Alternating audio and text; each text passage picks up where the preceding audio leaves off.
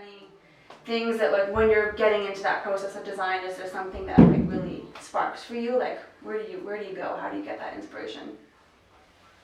I think sometimes I just look at a space, I look at a volume, and I think, okay, how can what we add to this maximize the experience of the space?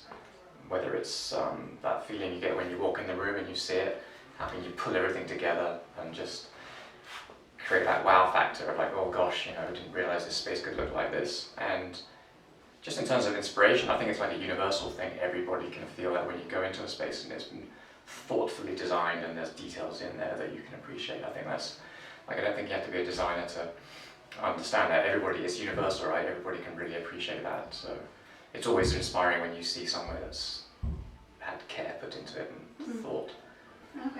Okay, so when you walk into some of the spaces that we're designing, we're doing a lot of single family homes for families, like, do you go into their home and like, do you feel like you're inspired by their home, and then you sort of pick up on some of those details and sort of extrapolate them in your design, or sometimes is it like there's just an inspiration that comes from somewhere else? So it depends on, well, the type of people and type of client that they not only are, but what they bring to the project. They might have some very strong ideas that it must be done a certain way, but other times they can be very open to what you bring, and it ends up being more of a collaborative process where you can bring your ideas, your thoughts, your research, your experience to the table to, I guess, together create something, as opposed to one person imposing what it might be. And through that collaboration process with the owner, and sometimes it actually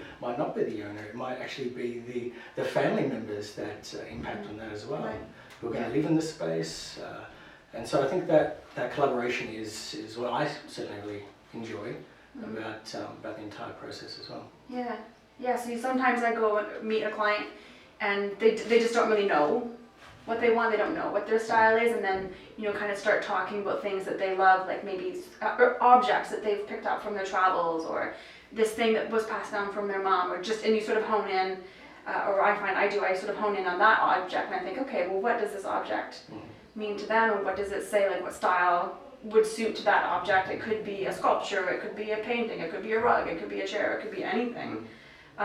Even sometimes I've been inspired when like clients don't know what they want by their clothing.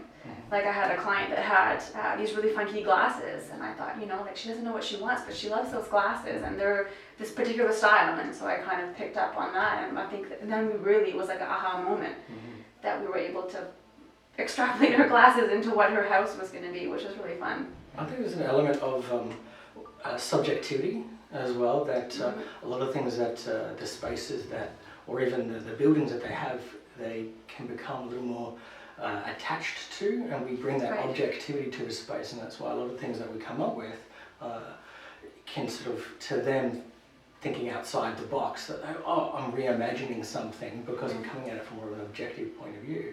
So I think there's an element to that as well.